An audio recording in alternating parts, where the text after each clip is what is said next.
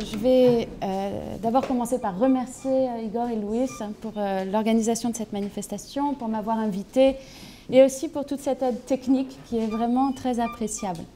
Ensuite, je vais vous ramener de l'autre côté de l'océan Atlantique, puisqu'on a, après ces deux communications sur la péninsule ibérique, je vais revenir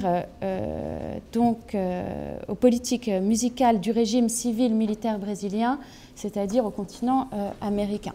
Mon idée, c'est d'évoquer aujourd'hui avec vous les recherches que je mène depuis un certain temps sur les liens entre musique et politique pendant le régime civil-militaire, c'est-à-dire entre le coup d'État du 1er avril 1964 et la transition démocratique de 1985.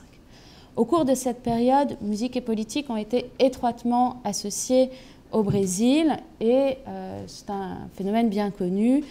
À la fois des historiens et plus généralement des amateurs de musique brésilienne, les grands noms de la bossa nova, de la chanson engagée, du tropicalisme sont devenus des symboles de l'opposition au régime militaire, à l'image de Chico Buarque de Holanda, Edu Lobo, Geraldo Vandré, Caetano Veloso, Gilberto Gil.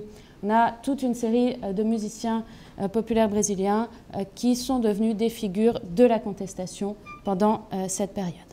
Selon les autorités militaires, ces musiciens étaient d'ailleurs, je cite, les principaux agents d'un groupe de compositeurs et de chanteurs philo-communistes menant une action psychologique néfaste sur le public. Autrement dit, c'était des menaces à l'ordre public et ils devaient donc être traités en conséquence. On compte d'ailleurs de nombreux musiciens parmi la longue liste des victimes de la dictature. Je vais donner quelques exemples. Celui de Geraldo Vandré est assez éclairant. Il a été contraint à l'exil après le succès d'une chanson qui s'appelait Pra não dizer que não falei das flores, qu'on traduit en français par Pour ne pas dire que je n'ai pas parlé des fleurs, et qui était un hymne antimilitariste qui a eu un grand succès en 1967, qui a conduit donc à l'emprisonnement du chanteur, à une sorte de fort lavage de cerveau de celui-ci par des jeunes soldats, puis à son expulsion du pays. Le cas de Caetano Veloso et Gilberto Gil est bien connu aussi. Ils ont été emprisonnés en décembre 1968 pour avoir porté atteinte au drapeau brésilien, puis expulsés et bannis du Brésil en 1969. Donc, je ne vais pas multiplier les exemples. Ce que j'aimerais souligner ici, c'est qu'au-delà de ces itinéraires individuels, l'ensemble de la profession a été durement touché par la politique de surveillance et par la censure morale et politique mise en place par les autorités militaires. Plusieurs auteurs ont d'ailleurs dénoncé cette loi du silence en composant une série de chansons à double sens dont les paroles, en apparence inoffensives, servaient en réalité à discréditer le régime. Et Chico Buarque fut sans doute celui qui poussa le plus loin cet art de dribbler la censure avec des chansons comme Apesar de Você, donc Malgré toi. Il y avait un vers très célèbre qui disait Amanhã vai ser outro dia, donc demain sera un autre jour, malgré toi, c'est-à-dire malgré le régime militaire en présence. Une autre de ces chansons qui jouait qui abordait cette même thématique et qui est bien connue, c'est Calice. Calice, dont le titre joue en fait sur une homophonie entre le calice et calice, qui veut dire tais-toi, justement en portugais.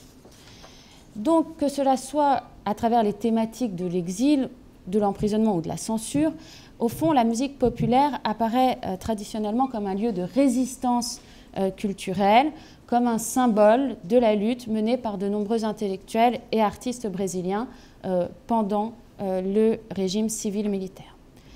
Il me semble toutefois, et c'est ce sur quoi je vais insister aujourd'hui, que ces affirmations doivent être nuancées si nous voulons comprendre les rapports complexes entre musique et politique au temps de la dictature militaire. rapport qui, on l'imagine, ne saurait se résumer à une opposition binaire entre le milieu musical d'un côté et les autorités au pouvoir de l'autre. Et l'ouverture à la fois des archives de la censure et d'une partie des archives de la police politique invite finalement à réfléchir aux multiples fonctions symboliques dont fut investie la musique, et plus particulièrement la musique populaire, pendant cette période. Alors, entendons-nous bien, mon but n'est pas de minimiser les conséquences de la dictature sur le milieu musical, conséquences qui ont pu être dramatiques pour certains artistes que l'on compte parmi les morts et les disparus. Mais l'idée, c'est plutôt de promouvoir une approche critique du rôle joué par la musique populaire pendant la dictature militaire au niveau des mobilisations politiques, des sensibilités et des représentations collectives. Et à cet égard, plusieurs facteurs invitent à relativiser l'équation un peu simpliste entre musique et résistance culturelle à cette époque. Alors, d'une part, les politiques répressives ne furent pas monolithiques, mais évoluèrent dans le temps et reposèrent également sur des formes de négociation avec les acteurs du milieu musical, ça c'est un point important. D'autre part, la musique populaire n'a pas été seulement un symbole de l'opposition au régime, elle a également, pour une part, été instrumentalisée par le pouvoir en place dans un objectif de propagande politique. Et enfin, les politiques musicales du régime ont connu d'importantes variations en fonction des échelles considérées, puisque les partitions de l'identité défendues sur le plan intérieur n'étaient pas exactement les mêmes que celles promues sur la scène internationale. Donc ce sont ces trois points dont j'aimerais discuter aujourd'hui, à la fois donc la variabilité des politiques répressives, le lien entre musique et propagande et la question de la diplomatie musicale. J'essaierai de ne pas être trop longue parce que je sais que nous devons tous manger et que l'heure tourne, mais j'aimerais vous donner ainsi un aperçu de ce qui pourrait être une approche un peu globale de ce phénomène pour cette période.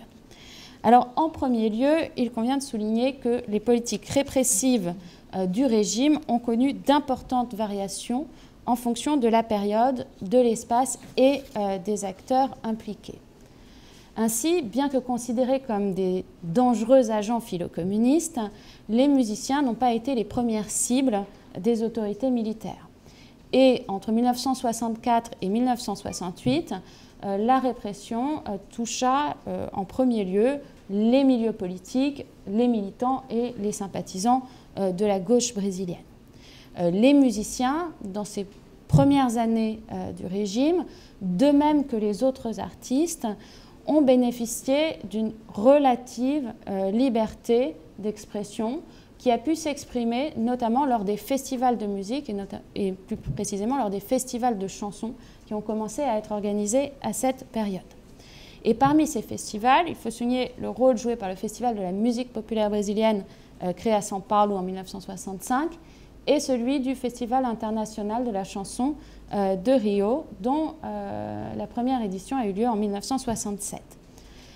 Festivals qui ont été utilisés par certains artistes comme de véritables tribunes politiques et qui peuvent, selon l'historien Marcos Napolitano, être interprétés comme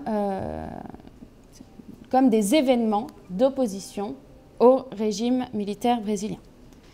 Et au-delà du message contestataire de certaines chansons, l'idée c'est que ces festivals proposaient en fait un espace de délibération publique non officielle dont les faits étaient amplifiés par la diffusion télévisée.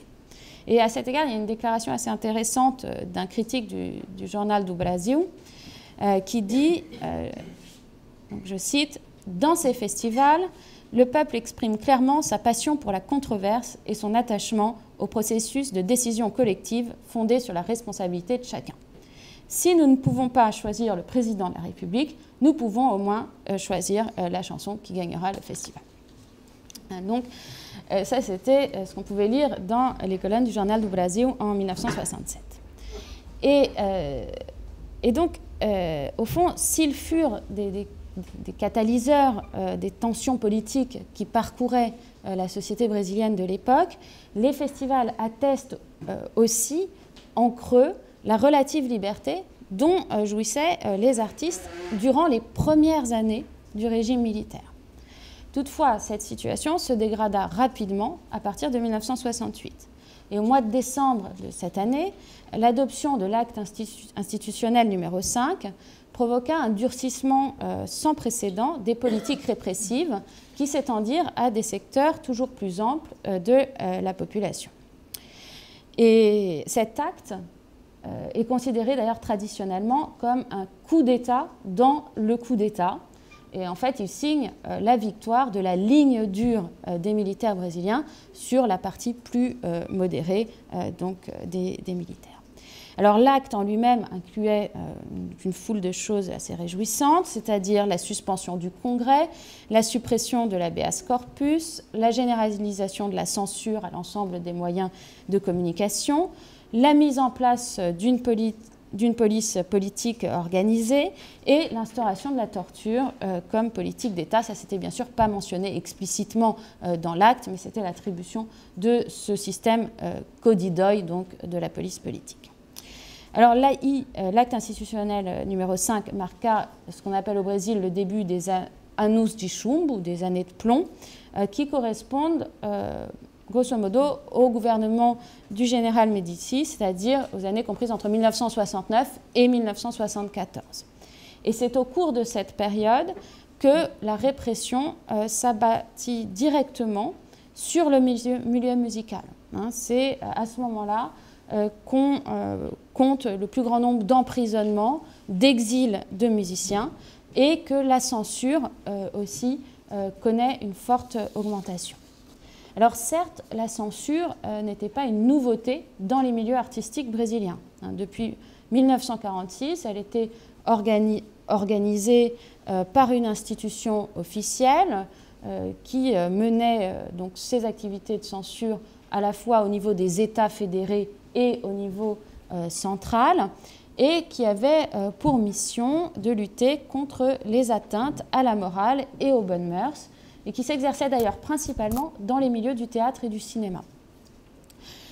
Cependant, les activités des techniciens de la censure, c'était leur titre, c'était des fonctionnaires d'ailleurs de la fonction publique.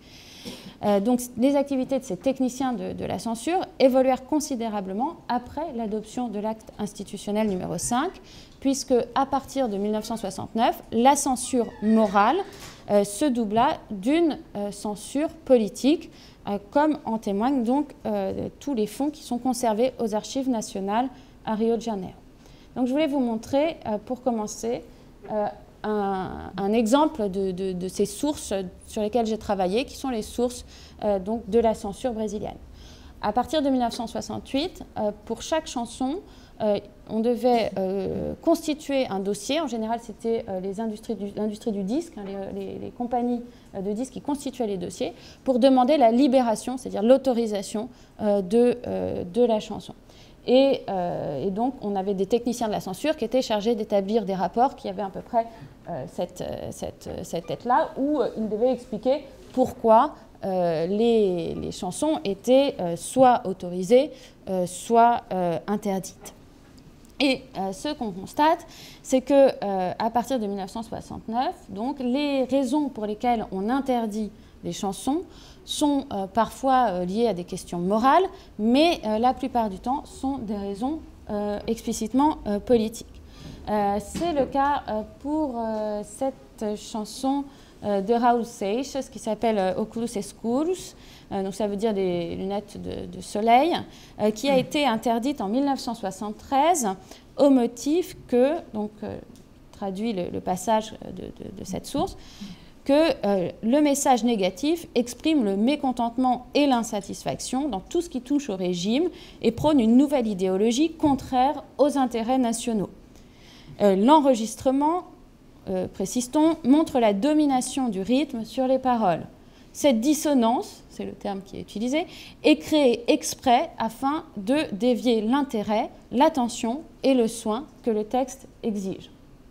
Et là, c'est la liste des paroles. Donc, on a souvent dans les dossiers de la censure aussi les paroles qui sont reproduites des chansons, des cassettes, parce qu'au bout d'un moment, ils demandent à ce que soient envoyés aussi les enregistrements, ce qui n'était pas le cas au début, mais au fur et à mesure, ils s'améliorent, les censeurs. Et souvent des annotations manuscrites pour expliquer ou souligner les termes qui posent problème. Et donc, cette chanson de Raúl Seixas, elle a été interdite et finalement, elle a été autorisée bien plus tard, mais avec des paroles vraiment très, très différentes. On a pourtant des enregistrements qui reprennent une partie de ces paroles censurées, qui sont des enregistrements qui ont été réalisés en live. Donc, je vais faire écouter peut-être celui-ci.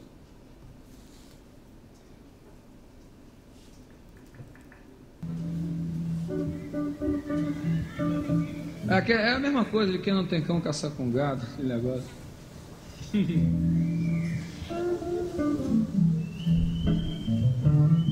Fazer um pedacinho aqui.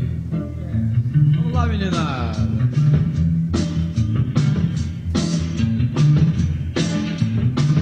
Quem não tem colírio usa óculos escuros. Aí commence par le refrain. Quem não tem colírio usa óculos escuros.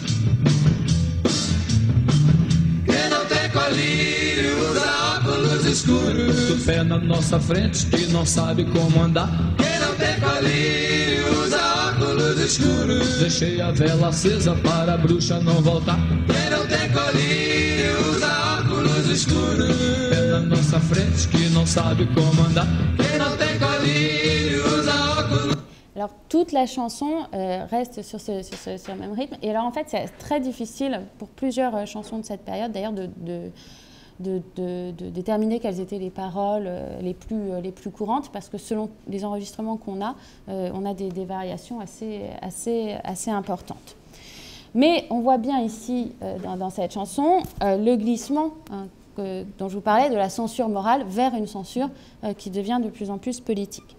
Toutefois, ce qui est intéressant, c'est que des failles existaient au sein même du système, failles qui ont permis le maintien de certains espaces de négociation entre les représentants du milieu musical et les autorités. Ainsi, la censure s'opérait d'abord au niveau des États fédérés. Et donc, il n'était pas rare que certaines chansons soient interdites dans un État et autorisées dans un autre. C'est le cas notamment d'une chanson de Vinícius de Moraes et Toquinho qui s'appelle Paiol de Pólvora, on peut traduire par poudrière, qui est une chanson qui est assez connue, hein, qui est devenue un classique. On peut écouter là quelques mesures restituées.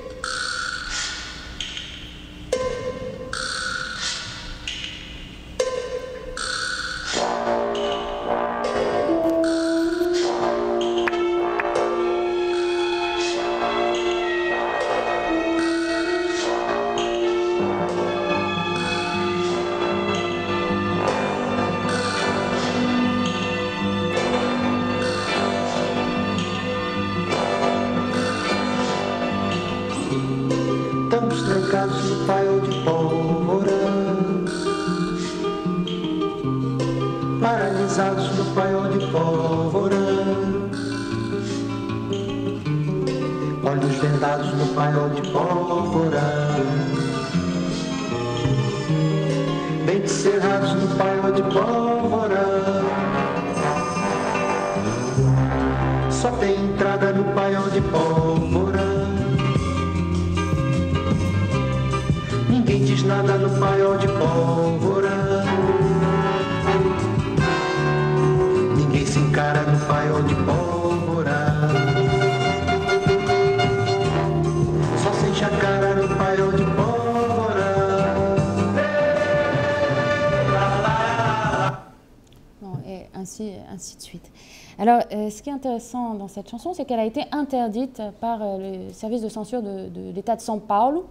L'idée étant que si on retirait dans tous les vers no paiol de pólvora, on avait une description très négative de la situation politique dans laquelle se trouvait le Brésil.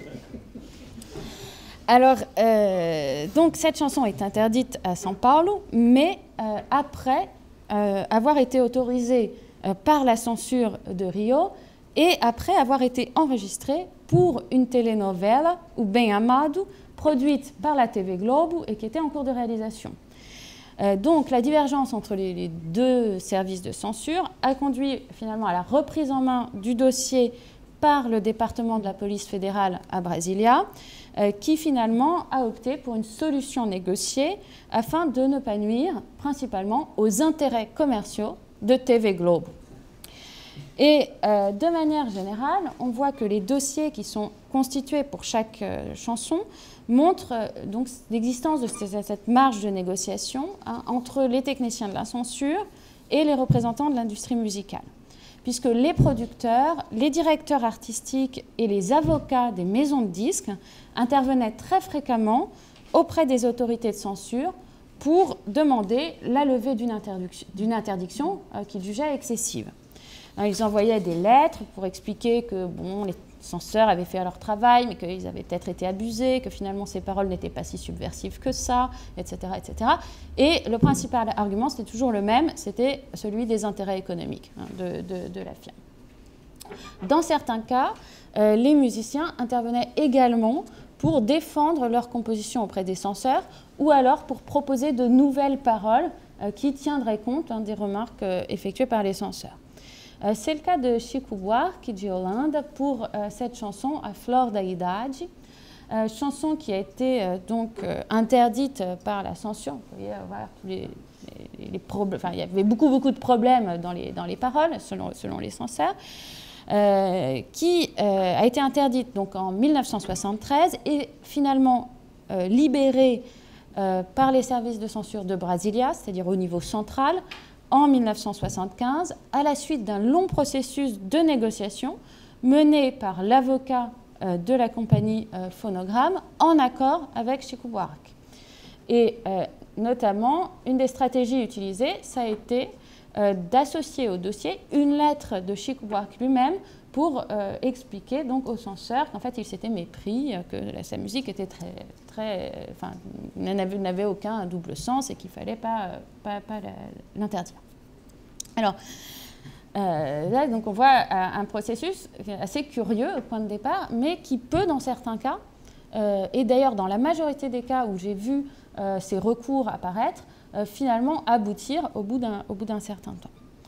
Là, la chanson est finalement autorisée en 1975 et à partir de la deuxième moitié des années 1970, on constate de toute façon une légère diminution, disons, de la pression exercée par la censure, ce qui correspond d'ailleurs à disons, ce qu'on appelait la politique d'ouverture progressive menée par le général-président Ernesto Geisel, qui aboutit à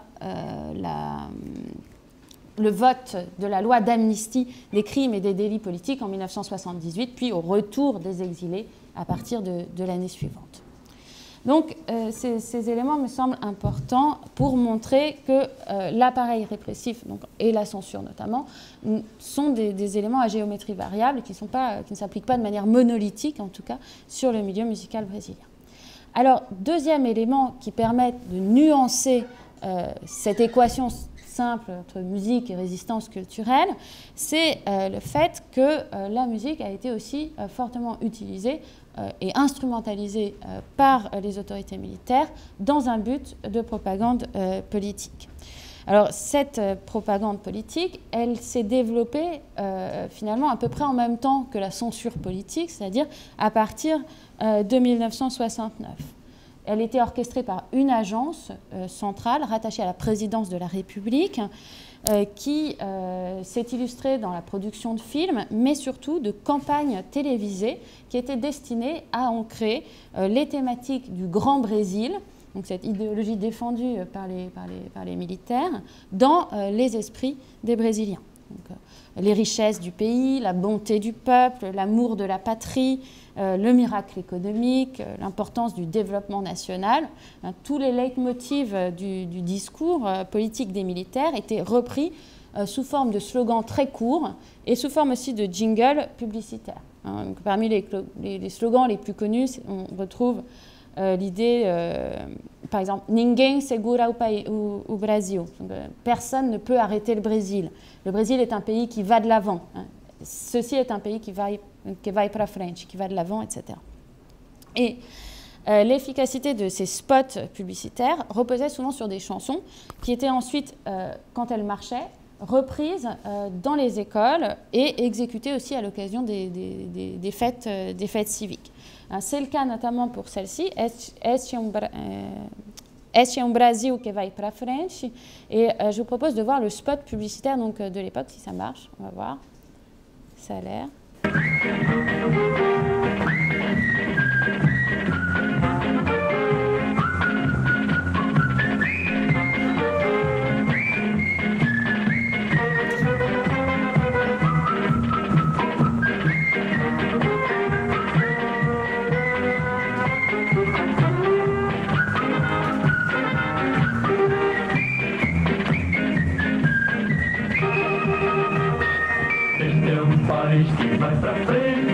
Ça servait à apprendre des paroles aussi.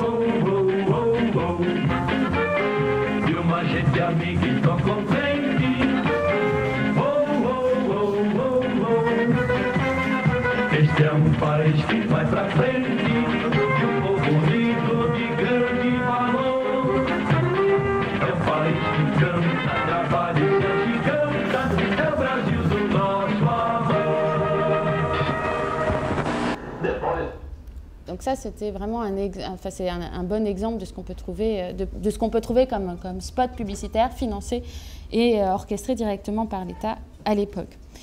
Et ces thématiques du Grand Brésil, de ce Brésil qui va de l'avant, sont aussi au même moment reprises dans les samba enredos, c'est-à-dire dans les sambas qui sont les composés à l'occasion du carnaval et qui servent de trame au défilé des écoles de samba. Et depuis les années 1930, c'est-à-dire depuis la création du concours des écoles de samba et son officialisation, les défilés du carnaval, les costumes, mais aussi les paroles de ces samba enredos ont pour obligation de suivre un motif patriotique, d'exalter la grandeur du pays. Donc, ce n'est pas une caractéristique du régime militaire, mais en même temps, cet aspect est renforcé à partir de 1964. Et on voit que le régime militaire impose quelques ajustements aux écoles de samba pour que les thématiques correspondent bien à ces objectifs politiques.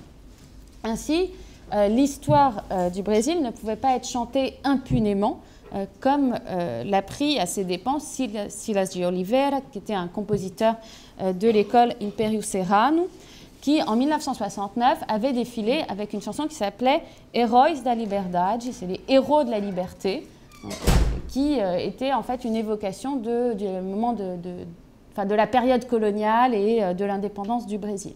Bien sûr, donc, quelques mois après l'adoption de cet acte institutionnel numéro 5, louer les héros de la liberté a été considéré comme éminemment subversif par les autorités militaires qui ont rappelé à l'ordre le compositeur et qui ont convoqué aussi à Brasilia le représentant des associations des écoles de samba pour lui expliquer que si il voulait que les écoles continuent à être financées en partie par l'État et que le carnaval se passe bien, il avait intérêt à changer un petit peu le message et notamment à rompre avec...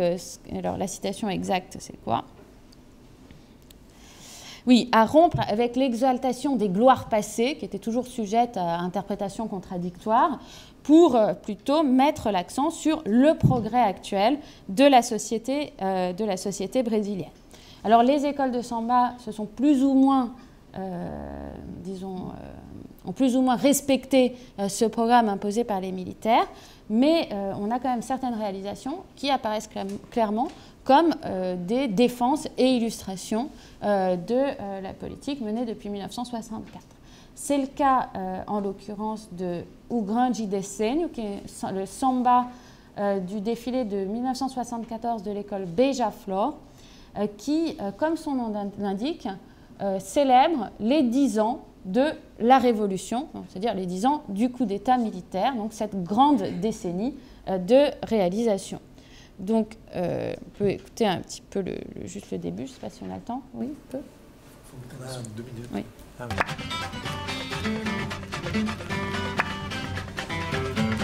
É de novo carnaval, para o samba este é o maior prêmio. E o beija-flor vem exaltar com galhardia o grande decênio do nosso Brasil que segue avante pelo céu, mar e terra, nas asas do progresso constante, onde tanta riqueza se encerra. Nas asas do progresso constante, onde tanta riqueza se encerra. Lembrando paix et paz é... Alors là, j'ai pas mis les paroles et je m'en excuse, mais toute l'idée, c'est de célébrer les ailes du progrès, le Grand Brésil, donc le développement aussi économique du pays à cette époque. Alors, au même moment, on voit que ces thématiques sont aussi associées à un phénomène qu'on a évoqué un petit peu tout à l'heure, qui est celui des hymnes sportifs. Et un des meilleurs exemples qu'on connaît et que j'ai d'ailleurs utilisé pour le titre de ma communication, c'est celui de Pra Frente Brasil, hymne qui a été composé pour la Coupe du Monde de football de 1970 qui a eu lieu à Mexico et qui a été remporté par la Seleção, donc remporté par le Brésil. Cette Coupe du Monde 1970 a été instrumentalisée par le pouvoir comme une victoire nationale. Donc là, on peut voir le Médici, donc le général-président de l'époque, donc célébrant l'événement avec Carlos Alberto, le joueur de football. Le relooking d'une raffinerie de la Petrobras pour participer donc à la promotion de l'événement, toute la presse qui s'empare de cette victoire, mais le symbole qui reste le plus associé à cette Coupe du Monde de 1970, c'est en fait l'hymne qui a été composé par Miguel Gustavo et avec des arrangements du compositeur savant César Guerra Peixe pour cette occasion. L'hymne n'était pas cette chanson, alors ils l'ont appelé hymne, il s'agit en fait sur le plan musical d'un frevo, n'a pas été une commande directe du régime militaire. Elle a été composée au point de départ pour faire la promotion d'une bière brésilienne. Mais elle a été sélectionnée en lien avec la Coupe du Monde. Elle a été sélectionnée ensuite pour devenir la chanson officielle. Et elle est considérée aujourd'hui comme une des chansons les plus diffusées sous forme de jingle à la radio et à la télévision au Brésil. Le succès ou la clé du succès est souvent attribuée aux arrangements signés par Guerra Peixe. Donc on peut écouter le début.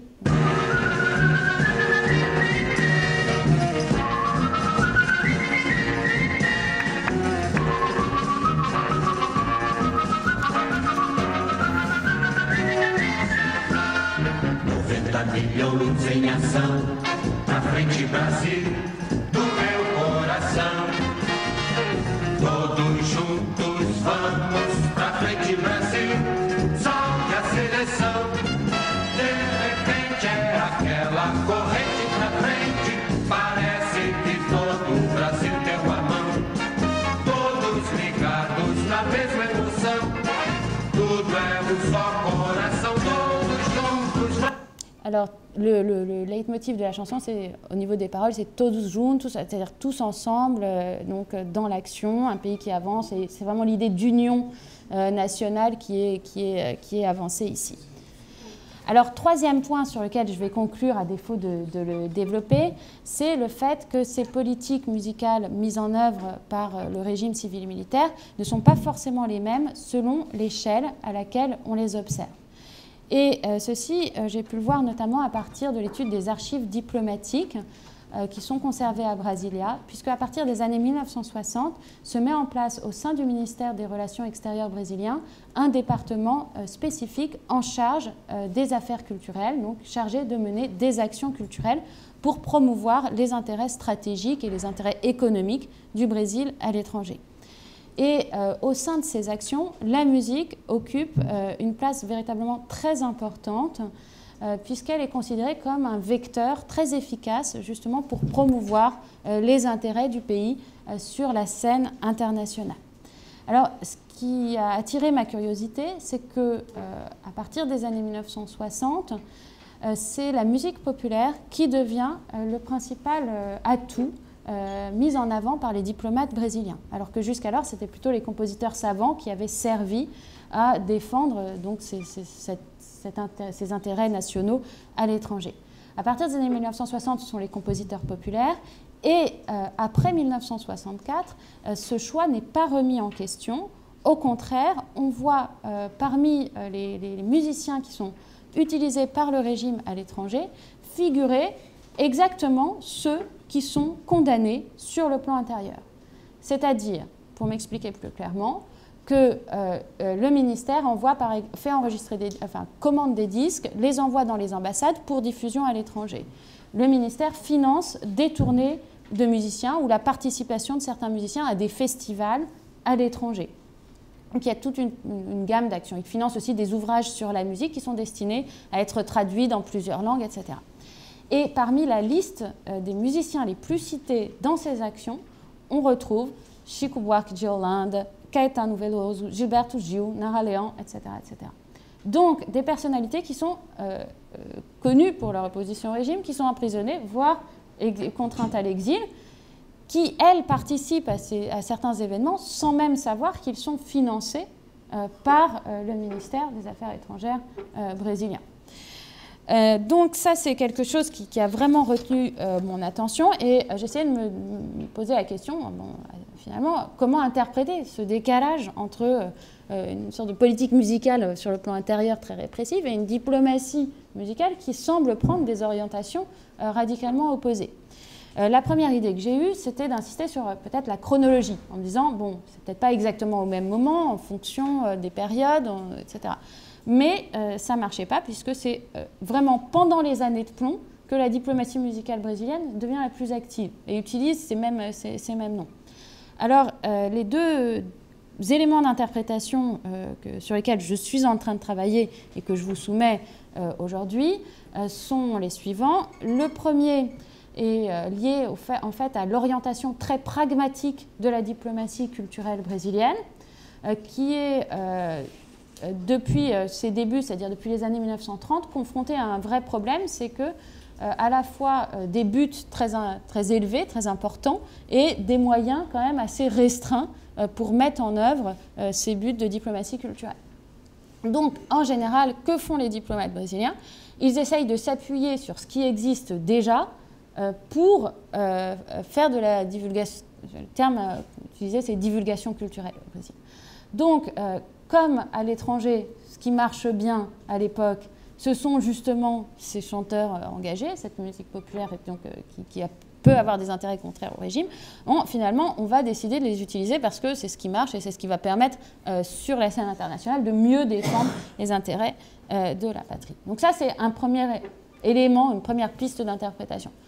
La deuxième, à mon avis, un autre élément qu'on peut avancer, c'est le fait que les diplomates au Brésil sont des diplomates de carrière qui a une formation très spécifique au corps diplomatique et qu'il y a depuis la fin du XIXe siècle, je dis bien une relative, mais quand même une relative indépendance du corps diplomatique par rapport au pouvoir central, au pouvoir politique. Et donc là, peut-être qu'on a aussi une manifestation de cette forme d'indépendance de l'action diplomatique sur des sujets qui étaient peut-être moins présentés comme moins sensibles que des questions immédiates de sécurité.